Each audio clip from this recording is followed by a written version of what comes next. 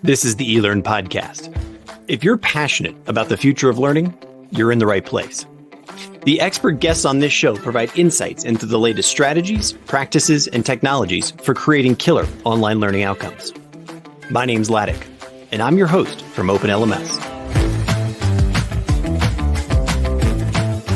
The eLearn podcast is sponsored by eLearn Magazine, your go-to resource for all things online learning. Click-by-click how-to articles, the latest in EdTech, spotlight on successful outcomes and trends in the marketplace. Subscribe today and never miss a post at elearnmagazine.com. And Open LMS, a company leveraging open source software to deliver effective, customized, and engaging learning experiences for schools, universities, companies, and governments around the world since 2005. Learn more at openlms.net. Hello, everyone. Welcome to the eLearn podcast. My name is Ladek, as you've just heard umpteen times. But as I like to say, this show is not about me. It's about my guest here, Shana Peschek. How are you today? I'm doing great. Thanks. Excellent. Where do we find you sitting in the world? And I'm positive it is not in a living room with a wonderful grand piano. But, it would be awesome if it was. Yeah, I didn't tell you I'm a pianist. I travel all over the world. So yes, I am in Washington State, just outside of Seattle. And it is actually sunny today. Oh, nice. That is fantastic. I mean, spring has sprung. We're recording this, in I guess we call it mid-April. I guess we'll call it mid-April. So that's fantastic. I love that part of the world. It's just, it couldn't be more lush, but that does mean that there are lots of clouds and rain. Yes. Yeah. Shana, we're here to talk about apprenticeships, which I'm a huge advocate for. I love it. I'm really excited to have this conversation with you. But before we do that, can you set the stage for us? Tell us about, who you are, how you got to the Machinists Institute. What is the Machinists Institute? I mean, that sounds pretty steampunk, if I'm honest. So tell us about that. Yeah, absolutely. So the Machinists Institute is a nonprofit. It was created by the International Association of Machinists 751, primarily to focus on how they could provide education and training for their members to get promotions, get raises, all of those things, and also to support apprenticeship as a pathway into these careers. So that's kind of the vision of how it got started back in 2019. Before I took the role as the executive director, I was running a program that was a resource between the construction and building trades and the education system in the state of Washington, primarily the community and technical colleges. That's where I learned about apprenticeship. It wasn't anything I had been really exposed to before, didn't know much about it, and just became so incredibly passionate about it and what it could do for people.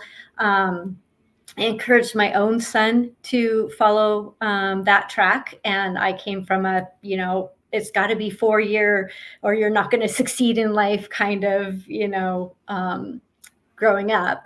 And the freedom it gave me as a mother, the weight that it lifted off of my shoulders to be able to support other pathways for my sons was just life-changing. Wow. And it was really great to honor their decisions that way. So all of the work I did there, especially on trying to raise awareness about registered apprenticeship, how to increase access for communities who'd been excluded from these opportunities, that is the lens I brought to the Machinists Institute. And being able to design and develop programs from the ground up and be a little bit flexible. Like I took everything I learned and all my mentors and friends from the building trades and really talk to them about if you could do something differently now, what would you do? What are some, best practices? And kind of just collected all of that to bring into what I wanted the vision to be for the Machinists Institute. And so in that, we grew our registered apprenticeship programs right away. I did not understand that the umbrella term of the machinist, could cover different sectors, like the maritime sector. I honestly, I did not do my research. I have no idea what. Yeah. I mean, a machinist sounds to me like, and tell me if I've got this wrong, someone who creates the things that machines write. Like, so it's like you would create the cylinder, you would create the tool, you would create, you would machine something to then be used in an engine or in a airplane or in a device. Did I get it right? Yes, you did generally. But under our umbrella, we also have heavy duty equipment mechanics, which totally surprised me. We have industrial machine mechanics. We have a fabrication welder program now. And machinists, and we are continuing to add to that. We're even partnering with another agency to look at an engineering track. So can you imagine a machinist or somebody working on machines and parts going into the design side of things, knowing how things work in reality? That's just an even better kind of background to take to now how do we design and create, solutions. So, it's lots there and lots of great opportunities. Because I had spent a lot of time on access, I definitely wanted equity and opportunity to be at the core of all of the programs we developed. So I developed a state recognized 12-week pre-apprenticeship, pre-employment type course to feed into those programs. And then we have ongoing continuing education for anyone, to take modularized classes. We were very fortunate enough to get some initial grant funding that allowed me to step outside of my lanes, which is something I do a lot. Yeah. And so we earmarked $2 million to go towards addressing the childcare capacity problem in manufacturing, as well as lots of other sectors. The different shift work really precludes somebody who has children or needs childcare to even get in the door, because if they get the shift that's not the most desirable as a new worker, that's where they're going to go. And oftentimes that's really, really early or later, and childcare centers aren't even open during. So it's not even a matter of the cost. That's bad enough. But then if you can't find someone open, what are you going to do? So we are opening one childcare center first and hope that expands, but specifically to be open non-standard hours, including the regular hours. We also developed two 40-foot training trailers, one for the east side of our state and one for the west side, to get into the more rural areas so that we can do outreach and recruitment, raise awareness that way by bringing out hands-on, activities. But also we can train 10 to 12 students in those, so we can do our pre-apprenticeship in rural areas where people don't have access to something like this. And we can go to an employer site and train on site. Like if they need an 8-hour hydraulics, we can just roll up and do that right there. Yeah. So you've already mentioned pre-apprenticeship twice, and we haven't even really kind of defined what apprenticeship is, like, and sort of given our overview. What makes the most sense? Would you like to talk about, here's what apprenticeship means, and here's, because here we are in 2024 looking at 2025, and apprenticeship for a lot of people still harkens back to, you're going to go work for the blacksmith for 6 weeks, that kind of thing. Yeah. Or would you like to, could we start from the very beginning? Like, what does pre-apprenticeship even mean? Like, what is that? What is, where does that fit in the process? And if I'm interested in this conversation, like, what does that mean to me? Sure. I'll start with the foundation on registered apprenticeship, because this is a space where not only are there individuals who don't really know much about it, but there's also people who come to the table thinking they know what it is, when that's not really all, true. There's a lot of myths about it.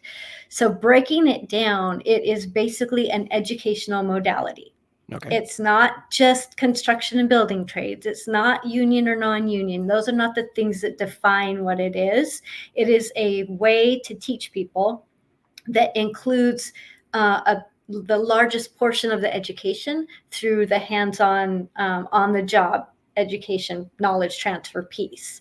The related instruction that goes through that is foundational. It's introducing students to theory, introducing them to machines and safety and all of those things, so that when they're doing the work, practicing on the job, they've already kind of seen it, been introduced to it. It gives them that foundation that then they go learn on the job. The biggest piece is that they're employed. People are like, when they finish their apprenticeship, when do they get a job? No, You can't be an apprentice without a job. 80% of the education's on the job. So that's a baseline requirement in order for it to be a registered apprenticeship. A lot of employers get concerned that if they invest in training someone, they're just going to keep training people and they're going to keep leaving because then they're more valuable and they have this skill set. But the data shows that retention actually goes up. And if you are not finding solutions to bringing in your new workforce, then what happens when everybody retires? You know, it isn't a positive impact by not doing it. Right. So, you know, just laying the groundwork there. In Washington State, the smallest, the shortest program is 2,000 hours, which is a year. All of ours are 4-year programs, except one that's 3 years. So these are on par with a rigorous, you know, 4-year educational pathway.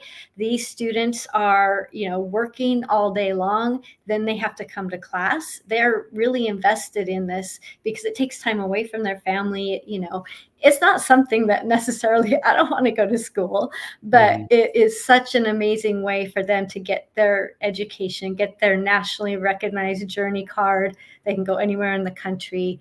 And it just really opens all doors. And that permeability of your education is something that we really drive in developing all of our programs. So when we talk about pre-apprenticeship, that's a big piece of that permeability, but also making sure that we align and work with the community technical colleges so that our apprentices get degrees at the same time. There seems to be this very characterization that it's either or. It's either registered apprenticeship or a college degree.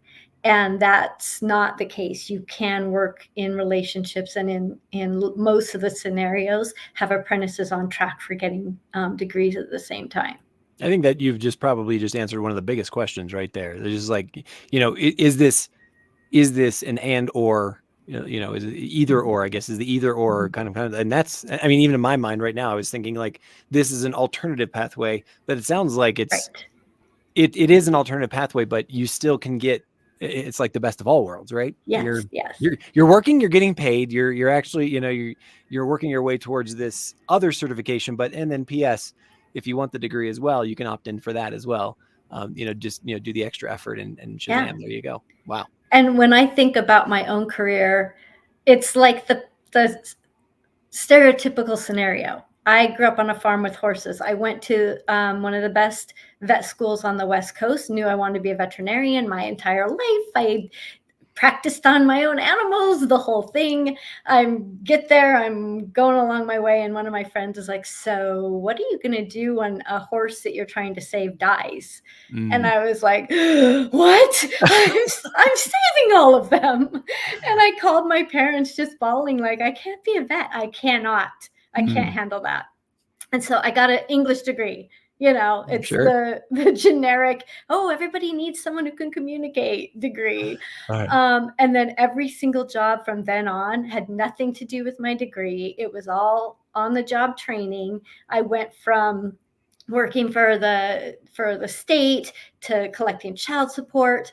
Then I owned my own business, painting. Then I was a speech therapy assistant. And then I ran into these jobs that have led me here. So not a single one of them was a track that, you know, that you don't learn it by the on-the-job piece of it. So when you start thinking about it. Well, then tell me that. So at the Machinists Institute, how many people, or what's the proclivity of someone to come in and say, hey, I want to be a journeyman electrician, or I want, I really want to go into heavy machinery or whatever. And they get a semester in or a year in and they're like, maybe not. Or they're like, wow, I didn't even know aerospace was a thing, and they're like, what's my ability to kind of iterate or change or pivot as I go through something like this? Yeah. So now you have beautifully teed up the conversation around pre-apprenticeship. So yeah, the pre-apprenticeship space is really exploratory.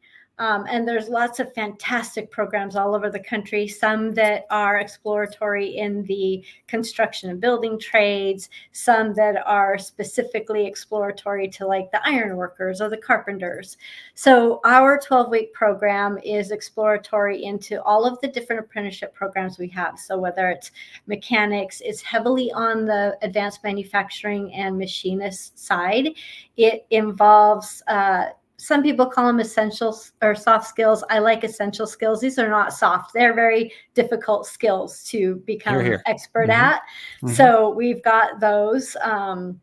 Interviewing skills, mental health is really important. The communication, if you're going to be learning on the job, getting used to asking questions and setting your own goals and taking responsibility for your learning, all of those things, along with safety, precision measurement, and introduction to the machinery.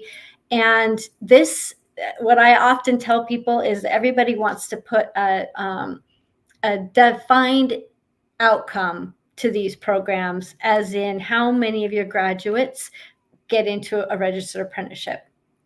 But that is not the only metric of success. From my perspective, the individuals that come into this and decide this is not what I thought it was, and this is not what I want to do, has just saved themselves a lot of time and money and anguish, the employer time and money, and us time and money, because they've made an informed decision about this industry or this occupation not being the right fit. Maybe they don't want to be in a building all day. Maybe they'd rather be out on a, changing job site. Lots of different things like that. Are you afraid of heights? Are you afraid of confined spaces? Like, let's talk about the pieces of this, like a horse might die, what's that for you that is a deal breaker? So interesting. I'm hearing, I'm like, what are my deal breakers? I'm just wondering, I don't know. Yeah. Sorry, I didn't mean to interrupt you. Yeah. Try climbing the San Francisco Bay Bridge. See if you can do that. There's some real deal breakers out there for people who might be afraid of heights and all of that. So really being able to, one of my colleagues used to say this great phrase, find the fever for the flavor. Like what's gonna, really excite you to get up and go to work every day and, be a part of something. And a lot of individuals in the manufacturing sector and the construction sector all point to the fact that of the pride that they have in being able to say, I was part of making something. Like, pointing it out to their grandchildren, or I was part of making that plane, like I did the wings on that, whatever. It's really a lot of pride in being able to talk about that. And so the pre-apprenticeship is also a way for us to not just for students to find what occupation, but what setting. So in manufacturing, you can be in a loud, darker shop with a lot of manual machines. And then there's the high-tech ones that are not so loud and, much cleaner. And you can't assume to know what somebody's going to want. Everybody would think, young people, they don't want to work in the loud, old, darker, manufacturing settings. They all want high tech. But when you take students through, you're surprised that no, there are several of them that want to go to the louder, environment. So leaving your assumptions at the door, I think, is important, and just really supporting the students in exploring and, helping them through that process, and then helping them get into a registered apprenticeship or get employed at the end of it. So that's where that is. The difference between pre-apprenticeship and registered apprenticeship is that you're not employed. You're not earning those wages. And so, a lot of discussion and policy and organizations look at how can you support somebody financially through those 12 weeks, because, they're not an apprentice yet. So they've not been placed into that job, which means either offering the training outside of normal workday hours, or finding ways to give them stipends, just overall supports for them through that process. Sounds like a really valuable investment, though, because then if somebody comes and is going to sign up to be an apprentice, you really want to make sure that there's a good fit there and, that there's a really high chance of success.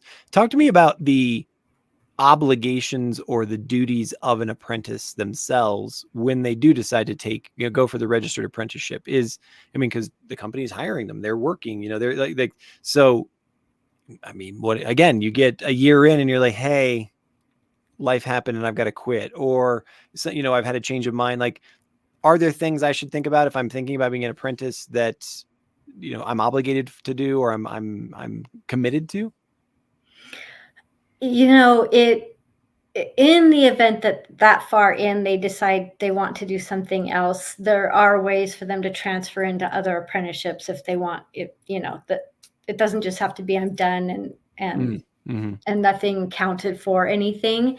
But it is also what we tell all of our apprentices is that this is a gift. This is like a $40,000 scholarship. You are getting paid while you're getting this really rigorous and highly valued education, and you're responsible for meeting all of the requirements in our standards. So you have to go to class. You need to be keeping your grade level at C or above. You need to show up for work. You have to fill out your hours that you're working and what you're working on, because through the apprenticeship, it's defined what the different skills are that they need to learn. So an apprentice can't, and this is a discussion with the employer too, you can't find out they're really good at this one little niche, set of skills and keep them there for 4 years. They have to be rotated and given the full education. And sometimes it's apprentices that have to say, hey, I got this, it's time for me to move on.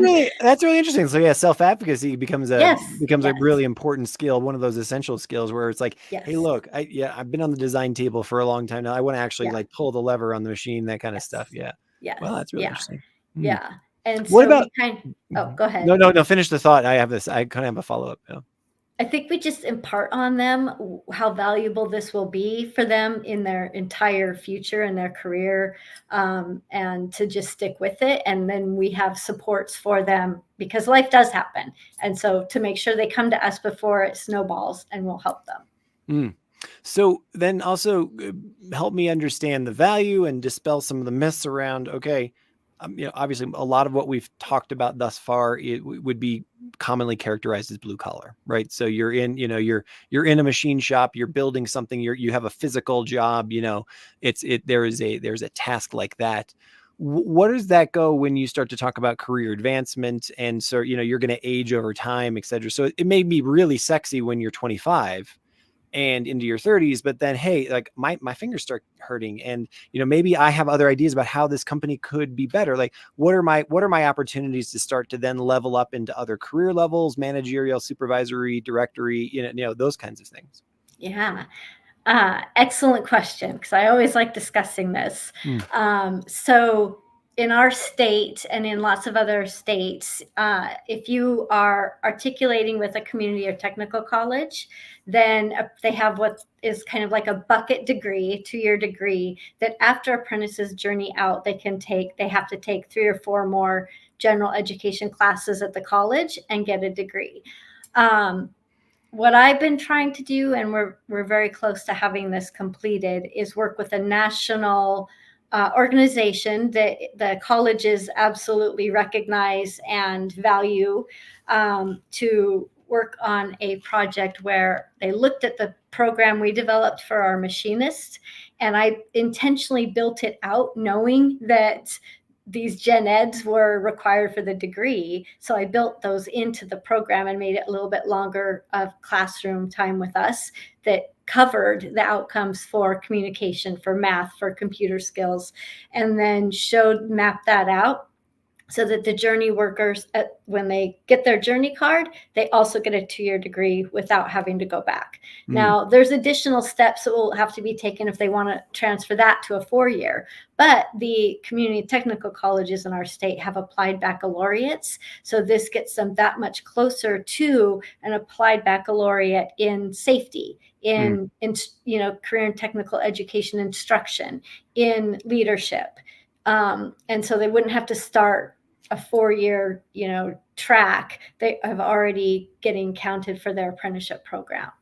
And so, that's one of the things that we have to communicate to the apprentices is that, hey, this is what's happening, because they don't ever step foot on the college.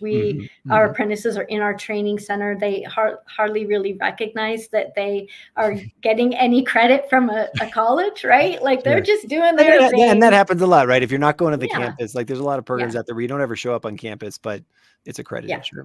And that's what I mean about permeability, that any step you take through these programs opens more doors and continues along, and what you've done previously is valued and counts for something moving forward. So our pre-apprenticeship actually pretty much aligns with the first quarter of almost all of our registered apprenticeships. So if somebody goes through that and then gets into that, they get to skip the first quarter of the registered apprenticeship because they've already taken that. In the pre-apprenticeship. So, helping people along and not making them start over, not make veterans start from day one if they've got skills that can demonstrate, through most of half the apprenticeship or whatever, like really acknowledging and honoring what someone's experience and competencies are along the way. Nice. It sounds like you were listening to our last episode with Lisa Stern about how do we support veterans. Great.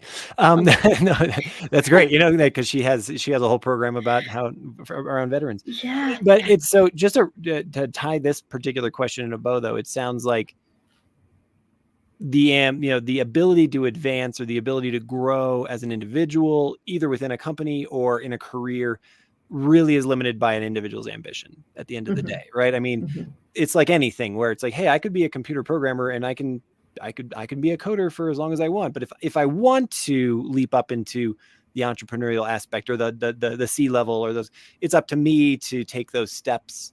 And you're saying like your institute, for example, just, is able to look at some of those transferability opportunities and those kinds of things. Sound about right? And some people, it's not ambition. It's just they actually just love being on the tools. Like they love it. Others, it's very, it's hard for individuals, I think, to call themselves leader or to see themselves as a leader when they might naturally just be that way. So sometimes you have to really communicate, what does a leader mean? It's not necessary. It's not a title, but you are really good at empowering people and supporting people. And so those are skills, that help you actually start managing a team now. But in a lot of the trades, unfortunately, people get pulled off the shop floor and put into those positions without learning any of those skills. And it's a whole lot different to manage humans than machines. I mean, there's times when I'm like, can I just be the boss of the machines? Like, absolutely. Yeah. The machine does what you say, that for sure. 100%. Speaking of which, so that's a great kind of segue into my final question. I mean, I'm always surprised how fast a half hour goes, but a lot of the conversations we've been having on the podcast over the last year have been around, will AI affect my job? Will my job disappear? How am I going to be trained differently because of artificial intelligence? How is that conversation playing out in your institute and with the professions that you are focused on? It has a role. It's definitely coming, it's definitely there, but what's the color from your perspective? Yeah, I think it's twofold. One is, we know it's coming. So how do we make sure that there's safety protocols around it? And how do we give people the tools to use it effectively and ethically, which also impacts us with students. One of the unintended consequences is that it helped us identify a student who had learning disabilities who hadn't told us that, but we could see he was using AI to answer some questions in the things where he just wasn't grasping it. And it helped us get him the help he needed with extra tutoring to do it without AI. So lots of different ways. I think we know it's coming, and it's how do we bend it to our will and do it safely and ethically. All right. That's great. So final question for you, though, it's really easy to, throughout this whole conversation, we've talked about how, this is a great program. There's wonderful things happening. There's great opportunities. There's the pre-apprenticeship piece to it so that you can, let's make a really conscious, intentional choice about which way to go. There's, obviously career advancement opportunities. What are the challenges? I mean, obviously you said as well, like you even said in the very beginning, childcare during apprenticeship, maybe there's some non-traditional higher education students coming into this. But what are the other kind of challenges that you usually find with an apprenticeship program that, you've got a playbook to address? The biggest pillar for us is equity. And we work with community-based organizations to enroll students into our pre-apprenticeship that might have additional challenges that they need supported through the pre-apprenticeship and into the registered apprenticeship. The culture on, job sites, respectful workplaces, really making sure that when you are helping drive access and opportunity for individuals, that when they get there, they're supported and they're not being, treated badly. So, that's one of the areas that there's a lot of momentum in. And it drives how we hire instructors. I mean, there's some instructors out of industry that demonstrate the behavior that we're trying to change, trying to teach students to be prepared for getting yelled at, things like that. And so really supporting everybody who's moving that in the right direction, and also giving the students the tools and the resources to come back to us and say, hey, this is happening. How do I deal with it? We have a student support services full-time employee that does all that. So just making sure that you're flexible and responsive to the trusted messengers in those communities that you're helping get access to these careers, being prepared to meet them where they need to be met. I guess, one final, I said that was my last question, but one that I meant to ask earlier, but then I forgot, was the proclivity to be employed. I mean, you're already employed by an organization when you go into an apprenticeship. And so is that a guarantee employment after you've assuming you complete your journey in the apprenticeship successfully? Or, how does choosing a program with an organization like yours, does that equal 100% employment? Or, how does that look different than maybe a typical 4-year degree? Yeah, well, I mean, they're employed that whole 4 years, and the employer has invested in them. So they're looking to get that investment back by having they help develop the curriculum. It fits their needs. So they're really invested in keeping those employees. Plus, they're the new on-the-job teachers. Like, they need them to be there to teach the next apprentice how to come up and learn all of this. So the retention rate in all the studies, Canadian and United States, show that registered apprenticeship really does impact the retention of employees as well as the morale. So I would say more than not, yeah, the employer's happy to have them and keep them. Fantastic. Shana, this has been a wonderful, fantastic conversation. I knew it was going to be cool, but yeah, I'm always surprised about how much I learn on each of the conversations. We had your contact information up there on the screen for a little while. Thank you so much for taking time out of your very, very busy day to speak with us. Yeah, my pleasure. Thank you so much.